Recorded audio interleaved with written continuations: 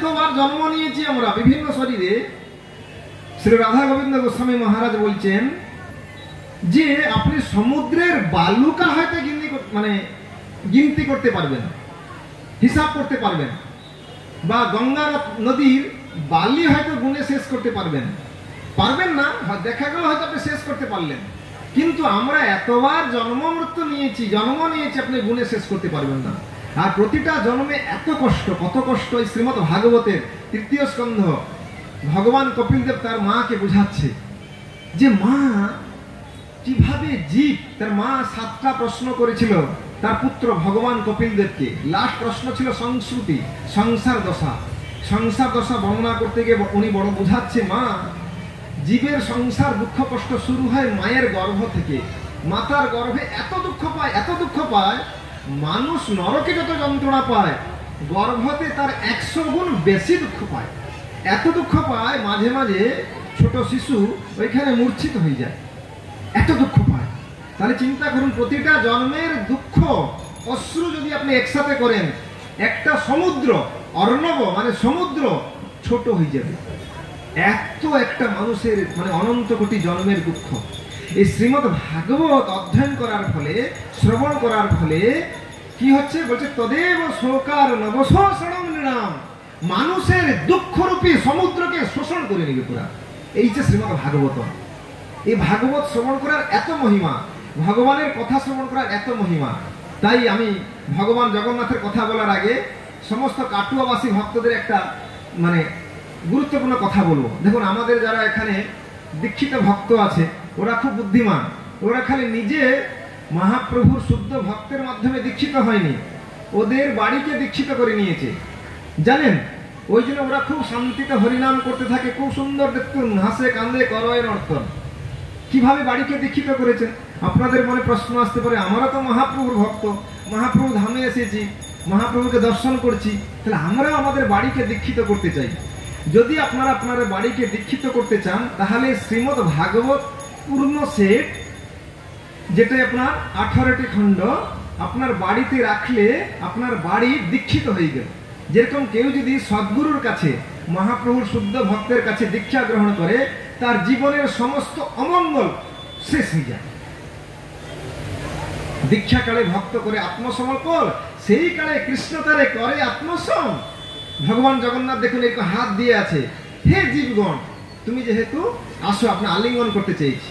কেউ যদি শুদ্ধ ভক্তের কাছে আত্মসমর্পণ করবে, দীক্ষিত হবে, তাকে কৃষ্ণ আলিঙ্গন করে এরকম ভালোবাসে। তাহলে সেই রকম গৃহে যদি কেউ শ্রীমৎ ভাগবত রাখে, তাহলে আপনার গৃহ দীক্ষিতা প্রাপ্ত হয়ে গেল। যেরকম প্রভুপাদ স্থানকে দীক্ষা দিয়েছে, ইউএস এর সান ফ্রান্সিসকো, এখানে যে প্রভুপাদ রথযাত্রা করেছিল, ওইখানকার নাম দিয়েছে সান ফ্রান্সিসকোকে নিউ জগন্নাথ পুরী। এই জন্য চৈতন্য ভাগবতে ছিল বৃন্দাবন দাস ঠাকুর বলছেন, শ্রীমৎ ভাগবত শাস্ত্র থাকই যার ঘরে, কোনো অমঙ্গল নাই যায় তথাকারে। শ্রীমৎ ভাগবত শাস্ত্র যেখানে থাকে সেখানে কোনো অমঙ্গল যেতে পারে না। এই যে শ্রীমৎ ভাগবতের এত শক্তি, এই শ্রীমৎ ভাগবত। তো দেখুন, আমি ভাগবতের থেকে বলছি, ভাগবত কি ভক্ত আর ভগবানের লীলা।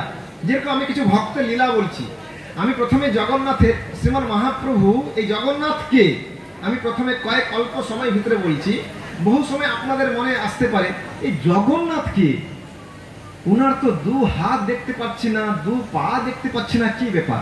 আসলে ভগবানের চরণ কমল আছেন, কিন্তু ভগবান এত দ্রুত গতিতে ধাবিত হচ্ছে। কেউ যখন দ্রুত গতিতে ধাবিত হয়, তখন বহু সময় পা দেখতে পাবেন, এত স্পিডে যাচ্ছে। হয়তো ভগবান দ্রুত গতিতে ধাবিত হচ্ছে কি জন্য? এই জীবকে উদ্ধার করার জন্য। যখন গজেন্দ্র বিপদে পড়েছে, তখন উনি পদ্মফুল নিয়েছে, যখন কুমির কামড়ি দিয়েছে, নিয়ে এরকম বলছেন, নারায়ণ অখিল গুরু ভগবান নমস্তে, হে ভগবান নারায়ণ আপনি আমাকে রক্ষা করুন, এই জগতে কেউ রক্ষা করবে না, আপনি একমাত্র রক্ষাকর্তা প্রভু ভগবান জগন্নাথ। ভগবান এত স্পিডে আসছে। গরুড়দেব, আপনি জানেন গরুড়দেব কত স্পিডে চলে? কে বলতে পারবে গরুড়দেব কত স্পিডে উঠতে পারে? মনের গতিতে গরুড়দেব উঠতে পারে। মনে করেন আপনি সাথে সাথে চিন্তা করলে এখান থেকে মায়াপুর, মহাপ্রভু এত স্পিডে গরুড়দেব যেতে পারে। কিন্তু যখন গজেন্দ্রকে উদ্ধার করতে আসছে, ভগবান বলছে এই যে গরুড়দেব স্লো যাচ্ছে, কাজ হবে না, উনি গরুড়দেবকে দিয়ে এইরকম ছেড়ে পুরা তার চক্র ছাড়লো, পুরা গরুড়দেবও কাজ করছে এখানে, এমনকি তার উত্তরে উড়ে গেছে পুরা। দেবতারা দেখছে আরে এই উত্তরে তো আমাদের প্রভু, এই উত্তরে কোথায়, আমাদের প্রভু কোথায়? বুঝতে পারছে প্রভু এত স্পিডে গেছে তার ভক্তকে উদ্ধার করার জন্য, তার উত্তরে এখানে আকাশে উড়ে গেছে, গরুড়দেব এখানে থেকে গেছে। ভগবান এত দয়ালু। এই যে আমি লীলা বলছি ভাগবত থেকেই বলছি, ভাগবতে আপনি পাবেন এখানে তো ডিটেলস। এইরকম ভগবান আর ভক্তের দিব্য লীলা। ভগবান তার ভক্তকে কিরকম ভালোবাসে, যেরকম দেখুন, মনে করুন একটা গাভী খুব চঞ্চল, তাকে আপনি হয়তো ধরে রাখতে পারছেন না, আপনি কি করবেন, তার যে বাছুর কে ধরে রাখবেন, দেখবেন গাভী তার কাছে থাকবে। সেরকম যদি আপনি ভক্তের চরণে আত্মসমর্পণ করেন, ভক্তের লীলা শ্রবণ করেন, ভক্তকে ভালোবাসেন, তাহলে ভগবান আপনার কাছে থাকবে। সেরকম এখানে দিব্য দিব্য ভক্তের লীলা আছে। দেখুন ভগবান এত স্পিডে ভক্তকে উদ্ধার করে, এই যে ভগবানের পা আপনি দেখতে পাচ্ছেন না, আর ভগবানের এই যে রূপ, এইটা হচ্ছে মহাভাব স্বরূপ। এই যে স্বরূপ তিনজনের ভিতরে দেখতে পাবেন, শ্রীমান মহাপ্রভু চৈতন্য মহাপ্রভু যিনি সাক্ষাৎ ভগবান শ্রীকৃষ্ণ, আর জগন্নাথ রাধারানী ভগবান শ্রীকৃষ্ণ মানে জগন্নাথ, এই তিনজনের ভিতরে আপনি দেখতে পাবেন মহাভাব। আর কারো ভিতরে পাবেন না, ভগবান বলদেব ভিতরে নয়, এটা মহাভাব। তো এই বিশাল লীলা। তো দেখুন এই জগন্নাথ হচ্ছে সাক্ষাৎ ভগবান শ্রীকৃষ্ণ। যেরকম একবার চৈতন্য মহাপ্রভু এখান তো সন্ন্যাস নিল, সন্ন্যাস যখন নিল আপনারা জানেন কিভাবে মহাপ্রভু এই কাটুয়াবাসী সবাই কি করছে, মহাপ্রভুর বিরহে সবাই ক্রন্দন করছে। মানে একটা তো গঙ্গা বইছিল, আর এখানে শত শত গঙ্গা বইছিল বিভিন্ন ভক্তদের চোখ থেকে, কি এবার যেতে পারছে না, সবাই মহাপ্রভুর বিরহে কান্না করছে। এখানে মহাপ্রভু এখান থেকে সন্ন্যাস নিয়ে যখন পুরীতে ওনার মায়ের অনুরোধে ছিল, একদিন মহাপ্রভু যখন যায় সিংহদ্বারে, ওনার যে সিকিউরিটি ছিল মেন যে দ্বারপাল, মহাপ্রভুর চরণ বন্দনা করছে, তখন উনি মহাপ্রভুর সাথে সাথে ওকে বলছে, দেখো কোথায় গেলে কৃষ্ণ পাবো, আমি কোথায় গেলে কৃষ্ণ পাবো। অ্যাকচুয়ালি মহাপ্রভু হচ্ছে কৃষ্ণ বিরহ বিধুরা, আর জগন্নাথকে রাধা বিরহ বিধুরা। পুরী ক্ষেত্রে কি হয়েছে দেখুন, পুরী ক্ষেত্রে দুজনের মিলন হচ্ছে, একজন রাধা বিরহে আছে, একজন কৃষ্ণ বিরহে আছে, দুজন। এই যে রথযাত্রা হয়েছে অপূর্ব সমন্বয়। মহাপ্রভু কি বলছে, কোথায় গেলে কৃষ্ণ পাবো, তুমি আমাকে কৃষ্ণ দেখাও। দ্বারপাল বলছে ঠিক আছে, তুমি ভিতরে চলে কৃষ্ণকে দেখতে পাবে। মহাপ্রভু গিয়েছে, দেখছে সাক্ষাৎ জগন্নাথকে দেখতে পাচ্ছে না, মহাপ্রভু দেখছে সাক্ষাৎ ব্রজেন্দ্র নন্দন যশোদা নন্দন ভগবান শ্রীকৃষ্ণ বসে আছে এবং বংশী বাদনা করছে, মুরলি মুরলি মানে মুচকি মুচকি হাসছে। মহাপ্রভু দেখে পুরো মূর্ছিত হয়ে পড়ে গেছে। বুঝতে পারছেন, এই জগন্নাথ হচ্ছে সাক্ষাৎ ভগবান শ্রীকৃষ্ণ। মহাপ্রভুর বহু লীলাতে পাবেন। একবার মানে ভগবান শ্রীকৃষ্ণ চৈতন্য মহাপ্রভু যিনি সাক্ষাৎ কৃষ্ণ, বাসুদেব ঘোষে বলে কড়ি জোড়ো হাত, যেই গৌর সেই কৃষ্ণ সেই জগন্নাথ। মহাপ্রভু একবার কি হয়েছে, এই জ্যোৎস্না রাত ছিল, রাস পূর্ণিমা ছিল, মহাপ্রভু হঠাৎ মানে কৃষ্ণকে দেখতে পাচ্ছে পুরা। ভগবান কৃষ্ণ বৃন্দাবনে দিব্য লীলা বিলাস করছেন, রাস লীলা বিলাস করছেন। মহাপ্রভু মানে দৌড়ে যাচ্ছে এরকম পুরা। আর যখন সমুদ্র দেখেছে মহাপ্রভুর কি হয়েছে, যমুনা নদী মানে এসে গেছে, আর উনি যমুনা নদীতে কি করেছে, সমুদ্রতে কি করেছে, জম্প দিয়ে দিয়েছে। মহাপ্রভু সন্ন্যাসী বেশে ভাসতে ভাসতে 30 কিলোমিটার মহাপ্রভু একটা ভেসে যাচ্ছে। আসলে মহাপ্রভু কোথায় চলে গেছে, বৃন্দাবনে চলে গেছে।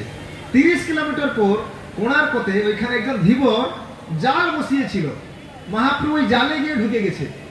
আর মহাপ্রভু প্রেমে অষ্টসাত্ত্বিক বিকারে এই হাতগুলো বহুত বড় বড় হয়ে গেছে, পা গুলো বড় বড় হয়ে গেছে, এইরকম জালে ঢুকে গেছে মহাপ্রভু এইরকম। আর ওই ধীবর ভাবছে আমার জালে হতে বিশাল বড় মাছ পড়েছে। ওই ধীবর মানে যে মাছ ধরে সে জেলি মানে জালি যখন জাল উঠায় তখন দেখছে আরে এই তো একজন ডেড বডি, সে তো বুঝতে পারে না মাছ ধরে। উনি বুঝতে পারছেন যে চৈতন্য মহাপ্রভু সাক্ষাৎ ভগবান জগন্নাথ। আর উনি জাল থেকে যখন ভাবছে ডেড বডিটাকে সরিয়ে দেয়, যখন সরাতে গিয়েছে মহাপ্রভুর দিব্য শরীর বুঝতে পেরেছেন, মহাপ্রভু অপরাজিত, মানে মহাপ্রভু যখন এখানে সন্ন্যাস নিয়েছিল তখন গঙ্গা মাতা মানে যার চরণ থেকে নির্গত হয়, বলি তার চোখ থেকে নির্গত হচ্ছে, মহাপ্রভু চোখ থেকে পিচকারি দিয়ে পুরা, মানে পিচকারির পুরো মতো সবাইকে স্নান করে দিয়েছে পুরা, মহাপ্রভু তার প্রেম জলে পুরা, বুঝা গেল? এইরকম পরিস্থিতি। সেই মহাপ্রভু এইরকম তাকে যখন স্পর্শ করেছে না, সে যে জালি, তার কোনো পুণ্য নেই, সারা জীবন তো মাছ মেরেছে, মহাপ্রভুকে স্পর্শ করার মাত্রে দিব্য কৃষ্ণ প্রেম পেয়ে গেছে। কি বলছে? হরি হরি বলুন, হরি হরি। মনে হচ্ছে সারাদিন আপনাদের খাওয়া দাওয়া হয়নি, ফাস্টিং আছে, কি ব্যাপার বলুন? হরি হরি, গৌর হরি। ঠিক আছে, জগন্নাথের প্রসাদ পেয়েছেন, ভগবানের নাম এত উচ্চস্বরে করবেন, ভগবান বলবেন কি রে এনারা কপটতা করছেন, ঝগড়াঝাটি করার সময় জোরে বলে আমার নাম আসতে কেন বলছে? এই জন্য ভগবানের নাম কি করবেন? জোরে বলুন, গৌরাঙ্গ গৌরাঙ্গ। তখন মহাপ্রভুকে স্পর্শ করে উনি কৃষ্ণ প্রেমী পাগল হয়ে গেছে। আর উনি ভাবতে কি জানেন, আমাকে ভূত লেগে গেছে। আর ওনাকে রাত্রে যখন মাছ মারতে যায় তাকে ভয় লাগতো। আমি যে বলছি চৈতন্য চরিতামৃত গ্রন্থে আমাদের ইয়েতে পেয়ে যাবেন, ওইখানে বর্ণনা আছে সুন্দরভাবে, ছিল কবিরাজ গোস্বামী বর্ণনা করছেন। তো দেখুন তখন উনি কি বলছেন, মানে উনাকে একজন বলেছিল যখন রাত্রে ভয় লাগে তুমি নৃসিংহদেবের নাম করবেন। উনি কি করছে ভাবছে আমাকে তো ভূত লেগে গেছে, উনি নৃসিংহদেব করছে। তখন আরো কৃষ্ণ প্রেমে পাগল হয়ে যাচ্ছে, পুরা হাসছে কান্দে নৃত্য করছে। আর এখানে স্বরূপ দামোদর, রায় রামানন্দ, সমস্ত মহাপ্রভু পার্শ্বদ মহাপ্রভুকে দেখতে পাচ্ছেন, ওরা পাগলের মতো খুঁজছে। স্বরূপ দামোদর হচ্ছে ললিতা সখী, উনি হচ্ছে খুব বুদ্ধিমান। উনি দেখছে একটা মানে জেলি, মানে যে মাছ মারে জালি, উনি পাগলের মতো নৃত্য করতে করতে কৃষ্ণ প্রেমে আসছে। তাকে আটকালো, শোনো শোনো কি হয়েছে তোমার? বলছে একটা মৃত শরীরকে স্পর্শ করেছিলাম, আমাকে ওই মৃত শরীর থেকে ভূত আমার শরীরে প্রবেশ করে গেছে, ওখান থেকে আমি এরকম হয়ে গেছি। বলছে না না, আমি ভূত ছাড়ানোর মন্ত্র জানি, শুনো। একটা থাপ্পড় দিয়েছে কৃষ্ণ নাম করতে করতে। বলছে ভূত আমি জানি ছাড়াতে। বলছে দেখো তোমার ভূত চলে গেছে, ওই ইয়েটা কোথায়, ডেড বডি কোথায়? যখন দিয়ে গেছে মহাপ্রভু আছে। আর ওইখানে সবাই কি করেছেন, মানে গৌর হরি বলেছে, বলো হরি হরি। কৃষ্ণ নাম যখন করেছেন মহাপ্রভু কানে, তখন মহাপ্রভু তার চেতনা ফিরে পেয়েছে। তখন মহাপ্রভু বলছে আসলে আমি জগন্নাথকে দর্শন করতে যাই, কৃষ্ণকে দর্শন করি। জগন্নাথ হচ্ছে কৃষ্ণ, সেই ভগবান কৃষ্ণ লীলাবিলাস কৃষ্ণ বৃন্দাবনে, সেইটা দর্শন করে আমি যমুনা জ্ঞানের সমুদ্রতে করি, লম্ফ প্রদান করি, সেখানে ভাসতে ভাসতে এখানে চলে আসে। বুঝতে পারছেন? এই যে জগন্নাথ হচ্ছে সাক্ষাৎ ভগবান শ্রীকৃষ্ণ। কৃষ্ণের ভাইয়ের নাম কি বলুন তো? বলরাম। সাইটে কি আছে? বলরাম। সুভদ্রা মহারাজ ওনার বোন, প্রিয় বোন। দেখুন ভগবান কৃষ্ণ। এর বাদে পুরীতে যে ভগবান জগন্নাথের সেবা হয়, কি মন্ত্রতে সেবা হয় জানেন? ভগবান যখন ব্রহ্মা ভগবানকে ধ্যান করছিলেন, প্রভু আপনাকে কি মন্ত্রে আমরা উপাসনা করব, পূজা করব, ভোগ লাগাবো, তখন মানে ভগবান জগন্নাথ কৃষ্ণ রূপে প্রকটিত হয়ে তাকে বলেছিল তুমি গোপাল মন্ত্রে সেবা করবে। বুঝা গেল? এই জগন্নাথ হচ্ছে ভগবান শ্রীকৃষ্ণ। আর যখন ভগবানের কোনো অনুষ্ঠান হয় রথযাত্রা ছাড়া, ওনার বিজয় বিগ্রহ হচ্ছে মদন মোহন। এইভাবে তার বাদে যখন কাঞ্চি বিজয় করেছিল পুরুষোত্তম দেব, আপনারা হয়তো লীলাটা শুনেছেন, আমি আপনাকে সংক্ষেপে বলে দিয়েছি। একজন রাজাকে, কাঞ্চি রাজা, এই রাজা ছিল জগন্নাথের ভক্ত, তার নাম ছিল পুরুষোত্তম দেব, পুরীর রাজা। তাকে কাঞ্চি রাজা তার কন্যা দিবে বলেছিল, কিন্তু পরবর্তীকালে যখন দেখলো ভগবানের জগন্নাথের রথের সামনে ঝাড়ু মারছে, বলছে এটা ঝাড়ুদার, একে কন্যা দিব? কন্যা দিব না। তখন এই পুরুষোত্তম দেব ভগবানকে বলছেন, হে ভগবান জগন্নাথ, এটা আমি তো আপনার দাস, আমার কোনো অপমান নয়, এইটা হচ্ছে আপনার অপমান। এই জন্য আপনাকে আমি আশীর্বাদ করুন, আমি যুদ্ধ করতে যাচ্ছি, তাকে পরাজিত করব, তাহলে এটা আপনার জয়। তারপরে উনি যখন যুদ্ধ করতে যাচ্ছিল, আগে আগে সামনে একটা পড়লো, মানে যে ঘোল বিক্রি করে, কি বলে, গৌরাণী, ঘোল বিক্রি করে, যে গোয়ালিনী। তো ওড়িয়াতে তাকে, তার নাম হচ্ছে মানিক গৌরাণী, যাই হোক তার নাম ছিল মানিক, তার নাম ওড়িয়াতে। হ্যাঁ, দেখুন উনি রাজাকে দাঁড়ালো, বলছে দাঁড়ান। বলছে এর আগে আগে দুজন সৈন্য গেছে, খুব সুন্দর দেখতে, একজন শ্যাম বর্ণ, একজন শুভ্র বর্ণ, খুব সুন্দর দেখতে, হুষ্টপুষ্ট। ওনারা বলল আমার দুজনকে কি আপনি ঘোল খাওয়াবেন? আমি ঘোল দিলাম, সব ঘোল খেয়ে শেষ করেছে আমার। আমি বললাম কিছু দিন আমাকে এর বদলে। তখন বলছে আমাদের টাকা তো কেউ দিবে না, আমাদের রাজা পিছনে আসছে, তুমি তাকে চাইলে দিবে। বলছে কি করে প্রমাণ? তখন এই মুদ্রিকাটা দিয়েছে। ওই মুদ্রিকা ছিল বহু মূল্যবান হীরার মুদ্রিকা। রাজা তার আগের দিন জগন্নাথ ভগবানের চরণে দিয়েছিলেন।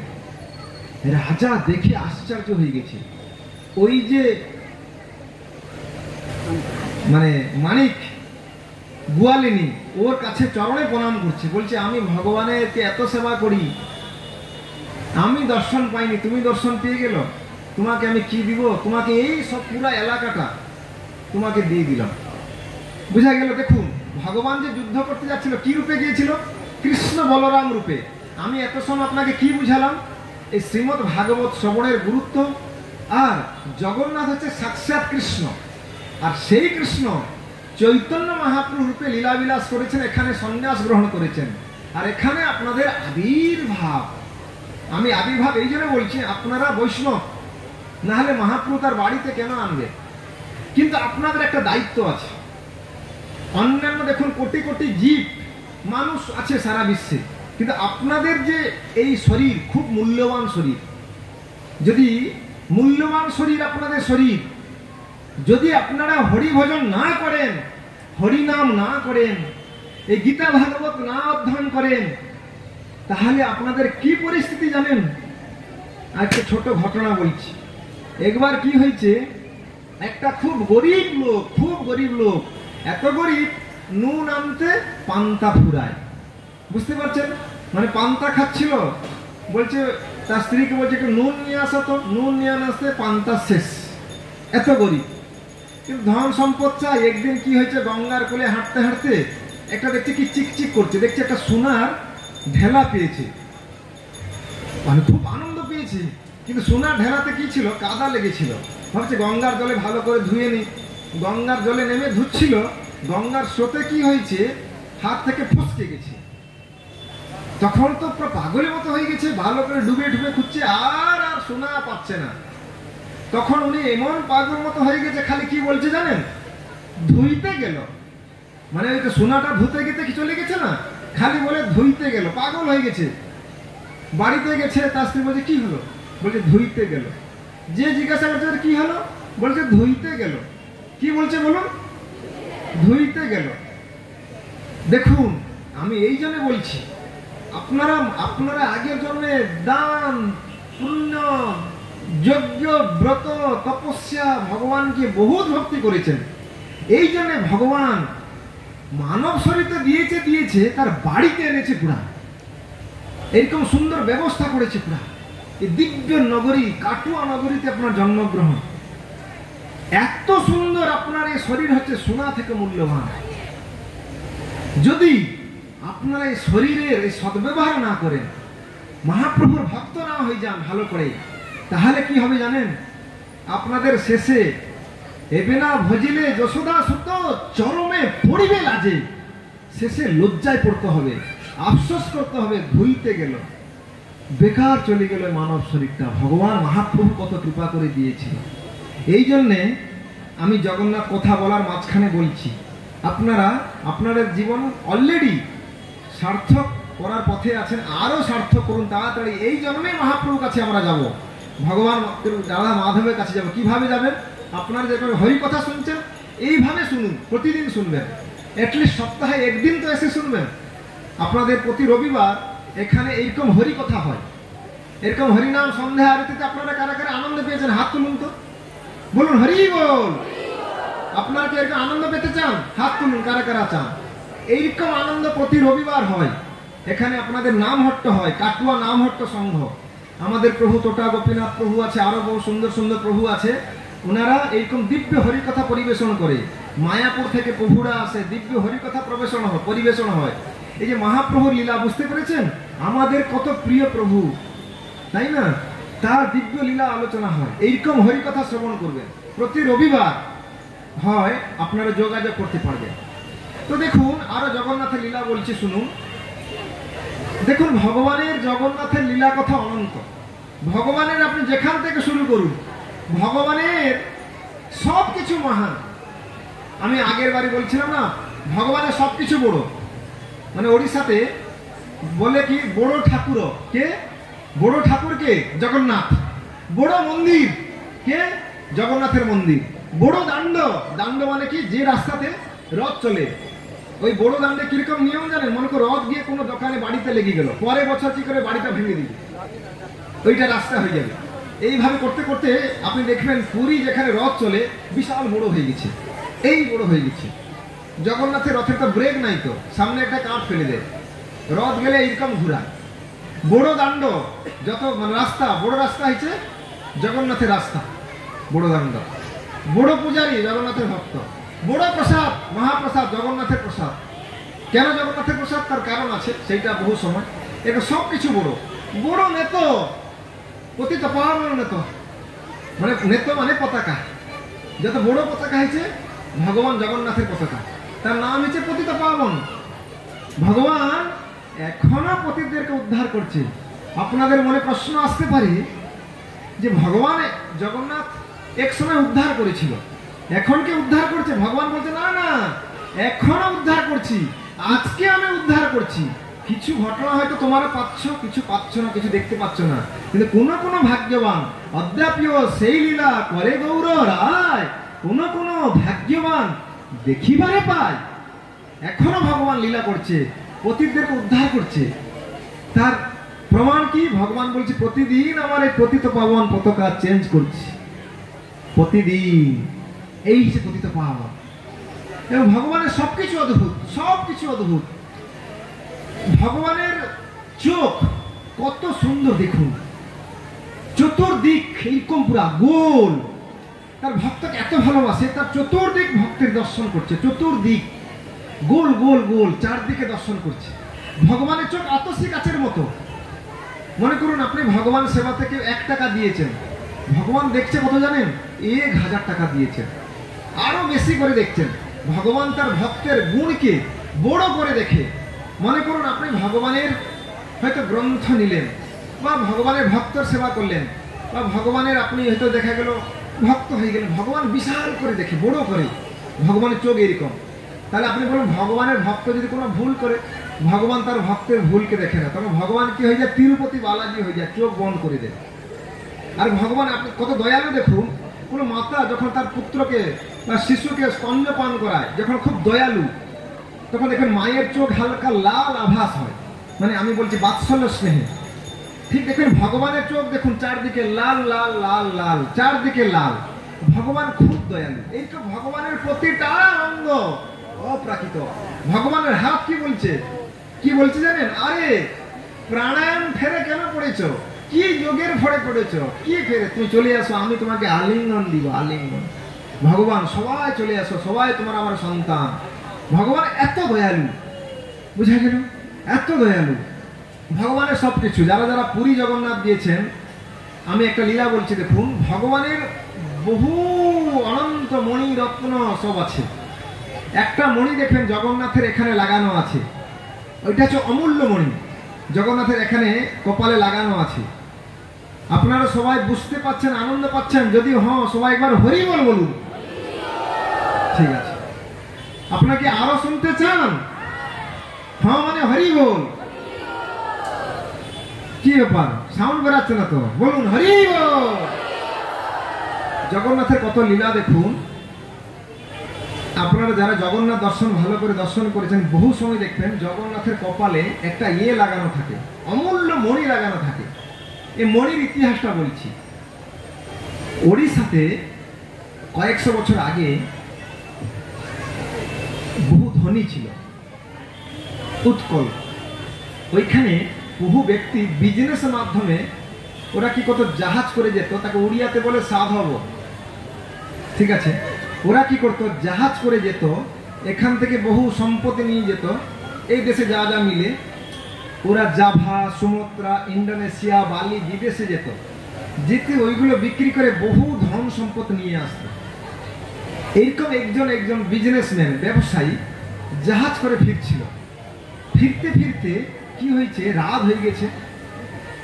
রাত যখন হয়ে গেছে উনি চিন্তা করলে একটা দ্বীপ দেখা গেল, কিন্তু দ্বীপের সৌন্দর্যটা খুব সুন্দর ছিল, এত সুন্দর দেখতে, জঙ্গল কিন্তু সুন্দর দেখতে লাগছিল। উনি চিন্তা করলো ঠিক আছে রাত তো হয়ে গেছে, আর রাতে যাব না, এইখানে থাকি।